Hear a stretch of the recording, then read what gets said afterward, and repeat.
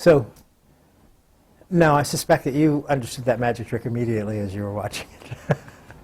I actually didn't. I wasn't expecting it. I wasn't expecting you to cheat, basically.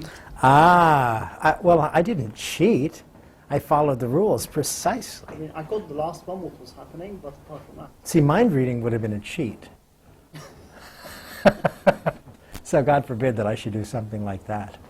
Because, you know, I can't read your mind now either. But I know that you would like to experience greater health. Is that an appropriate way to say it? And for the purposes of this particular process, again, it's not something that I need to know any details about at all. You have an appreciation. I guess there's a couple ways to ask questions. I mean, sometimes you need to gather information, but it doesn't mean you need to gather content level information so much as classes of things, in the sense that, is this something that, say, has history to it, or is it something that's kind of recent? Or It's got history. it has history. All your life history? No, not all my life, since I've been 15. Okay, all right. And I'm trying to think if there's anything else that I want or need to know. I don't really believe so. Is it something that you experience? I mean, is it a challenge for you? Something that's a difficulty for you? It depends on the day. Okay, so it's variable from time to time. Sometimes more significant than others, and when it is significant, it is problematic. Okay, comes and goes. Comes and goes. Or is it intermittent? Possibly intermittent. Yeah. Oh, those language patterns are just amazing thing. Yeah, just roll off your tongue. Exactly. Like salivation off of a Pavlovian dog. Yeah. All right. So take a couple moments then to just let yourself be comfortable. And there's going to be a little idiomotoric stuff in here, so it might be helpful to the process if you could separate your hands, just to simplify the experience. And just really kind of become aware of the experience of being in a body, one that's shaped like Chris Bisatsa. Mm-hmm. And as a matter of fact, if you close your eyes and become aware of that, it really allows you to sort of have a sense of the outline in space that defines your physical presence there in the chair. So that you can notice that physical presence is resting in that chair, that your back makes contact with the back of the chair. You can feel your hands touching the fabric of your jeans, your feet on the floor, your chest rising and falling, and rising and falling as you breathe. You might even remember the other day I mentioned something about horizontal breathing.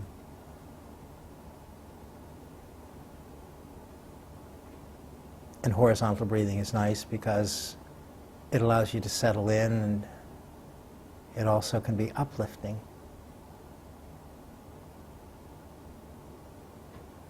It's just an interesting thing to notice. And I know that there's something that you're interested in focusing your attention on in this process. And of course, in hypnosis, people focus their attention all the time. Whether it's on a spot, whether it's on the sound of my voice, or the comfort that you can experience there in the chair as you allow yourself to relax a little more fully.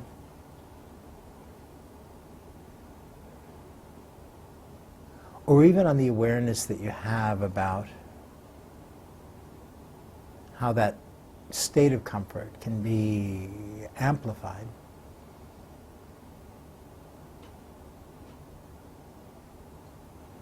considering what adjustments you might make first and second.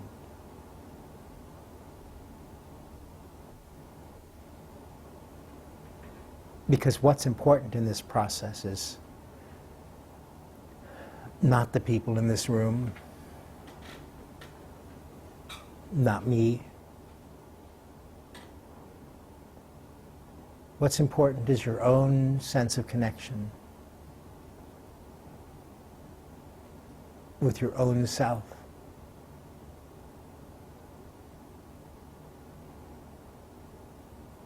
The breathing simply serving as a reminder that you are there, resting comfortably in that chair.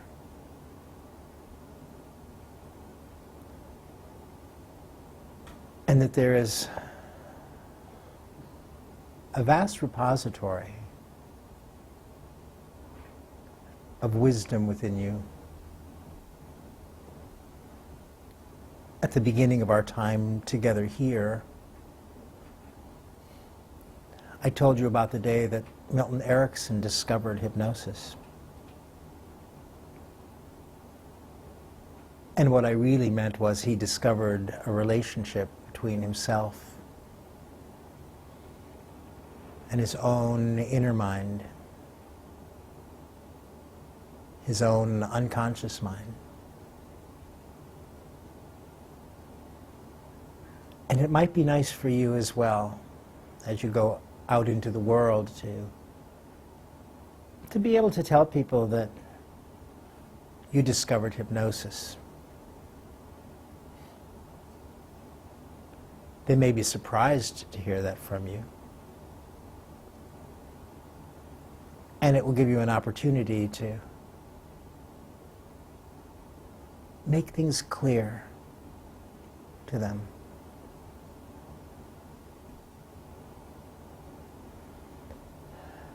But I know that there are changes that you'd like to make with regard to your own health,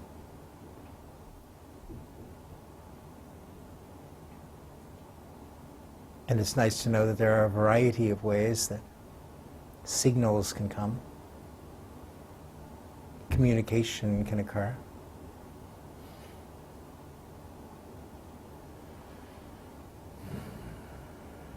And even now, as you think about that situation, that you've decided that you're ready to change, to present to your own unconscious mind,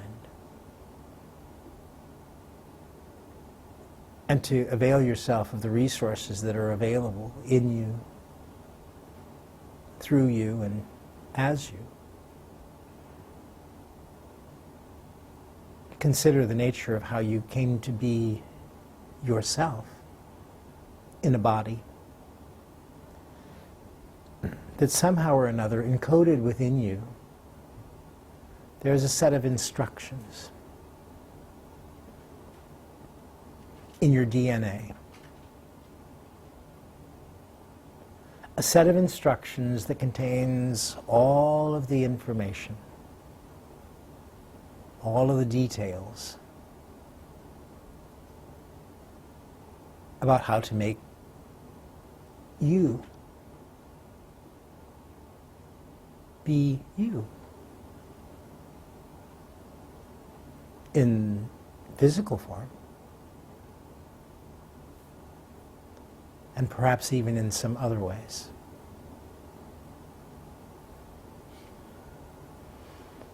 So wouldn't it be an interesting thing to consider then that DNA information can serve as a blueprint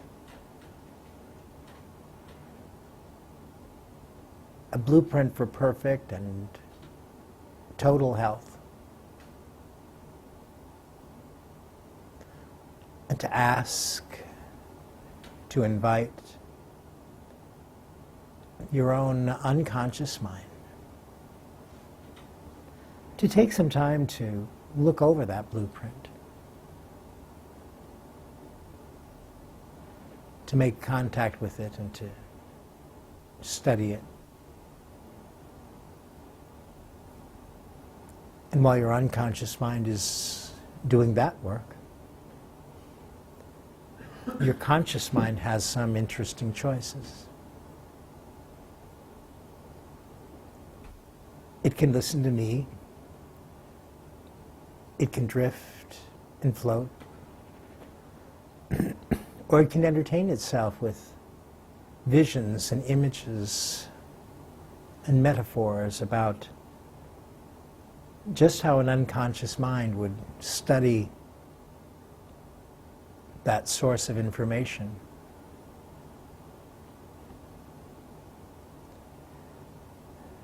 But sooner or later, you might have some sense that your inner mind has found that blueprint.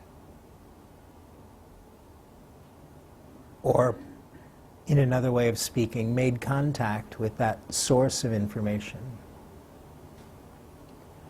Not rushing to any conclusion about it, but looking it over. That's right. Studying it. And I want to thank your unconscious mind for that signal, that communication. Because your unconscious mind seems to be a mind reader. Not about vacations. Not about bottles of water or spending money. But I was about to ask for a signal, and there it was. So let your unconscious mind study that blueprint for a few minutes and make some discoveries. Because there are things that you know about you, and there are other things that your unconscious mind knows. And not only about you, but about the nature of being healthy and taking care of yourself, preserving and maintaining and managing the human body. Which is why it's nice when a wise, unconscious mind can look over a good source of information rather than overlooking an opportunity to make a discovery.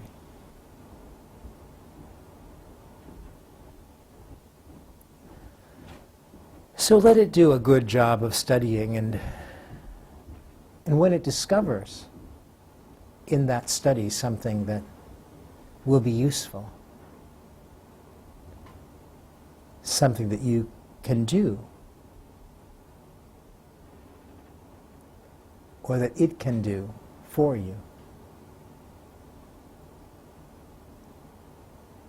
then it would be nice if it would generate a signal again to let us know that it's found something.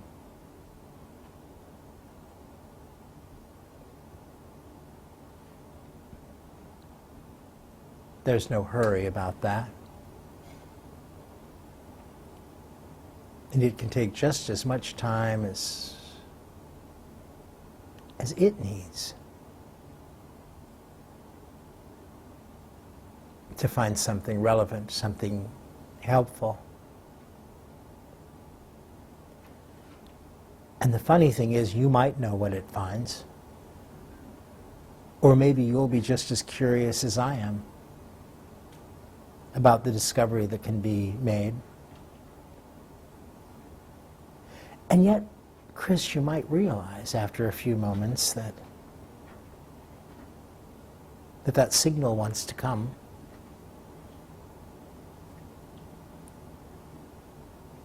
And when you know that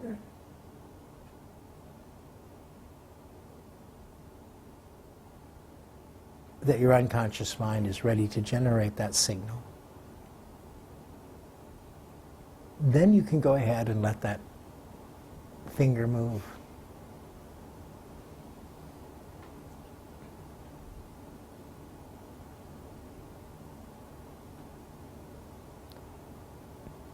And in the meantime, you can just enjoy the rest, enjoy the relaxation.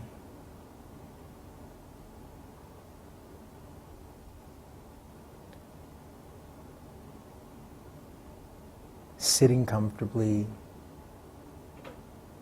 breathing easily,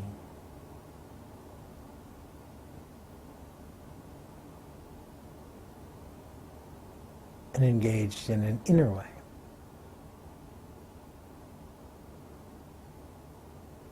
In anticipation.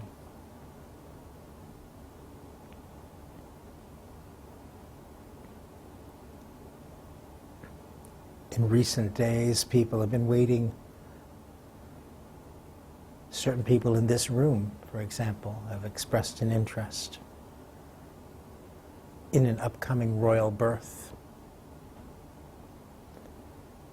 Not too long ago, there were a community of people gathered together in Rome, watching a chimney top, waiting for a puff of white smoke. That's right. To indicate that a discovery had been made. Which is why it's always nice, isn't it? To know that something's happening, to know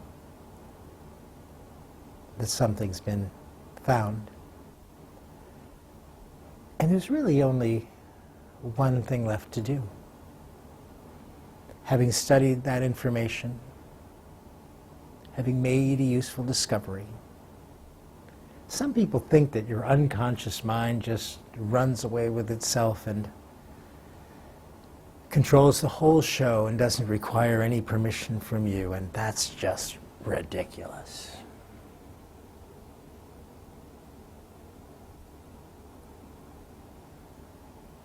So it would be nice, wouldn't it, before we complete this process, for you to, in whatever way is appropriate to you, inside, to give your permission to your unconscious mind to proceed with using that information that it's found. Now, I don't know what it's found, and I don't know if that requires a change in your behavior, consciously or not.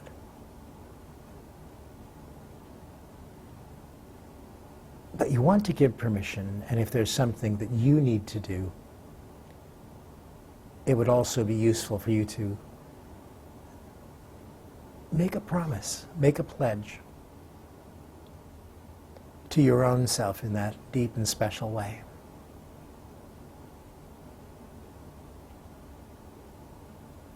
And as you send that pledge, that promise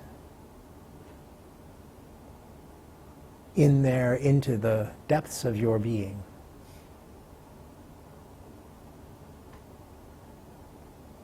you might be curious to notice how it is that you know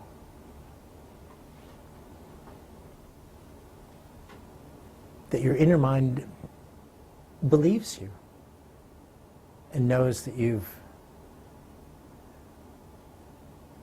made an important choice for yourself and that you take yourself seriously and will keep your word.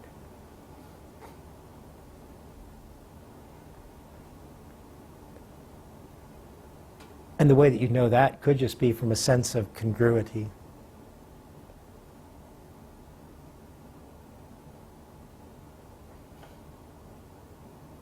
How do you know when you're congruent?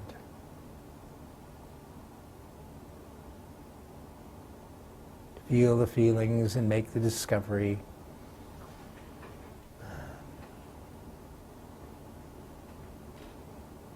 Knowing that it could be something that you do consciously and deliberately, or perhaps it's entirely unconscious or inner process or automatic, autonomic process. You know better than I do, and your unconscious mind knows better than either one of us.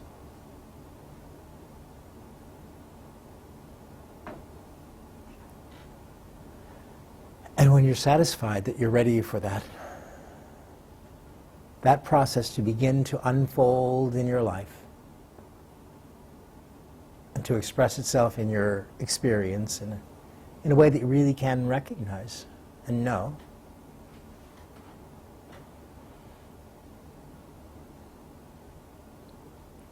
then it will be useful, Chris, for you to gently and easily begin to rise up towards the surface of wakeful awareness. No hurry about that. Becoming aware again of the people gathered around us here in the room, the comfort of your body in the chair, and the growing alertness that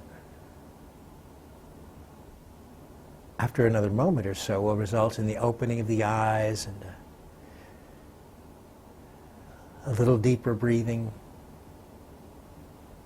that reorients you back here to this time and to this place where we all are.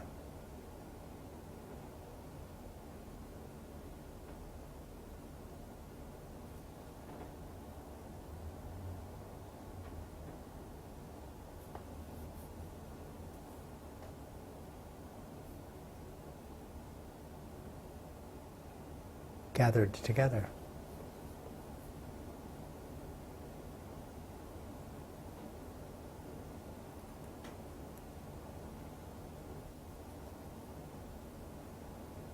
Because it's nice to be gathered together rather than scattered hither and yon, isn't it?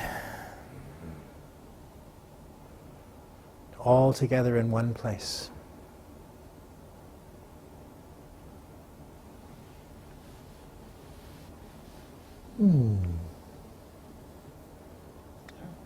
It's a good thing I'm not a mind reader, because I just found myself enjoying a beautiful library with Manuscripts. yeah, Interesting. like rolled up, spread out. Oh, that's interesting. I have no idea what I was enjoying. Well said. I have no idea what I was enjoying.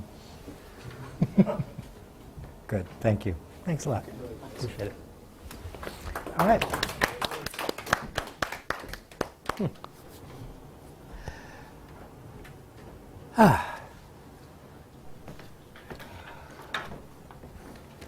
You know, they used to say, those old-time hypnotists, you know, the ones that did magnetism, in the Deep South, apparently, them ones what did magnetism, used to say, there's an early manuscript, in fact, that suggests to hypnotists back in the 1700s that when you do hypnosis with somebody that you shouldn't sit directly across from them, because the hypnotism could bounce off of them and hit you. And oddly enough, I think they might be right. You know, and thank goodness for that, because it really allows you to bask in the same, in that field of energy, where, to be honest, you guys are all really nice, lovely people, but at least for a little while. I had an experience of spending some time with Chris, and I didn't even know you were here. And that's kind of how I think, that's really kind of how I think it ought to be. We did have a frame, we did have a structure. Oh, and you got in your notebook, by the way, you've got an outline for this. Huh, how about that? And you took great notes, that's good. I love that, because then you get twice as much stuff.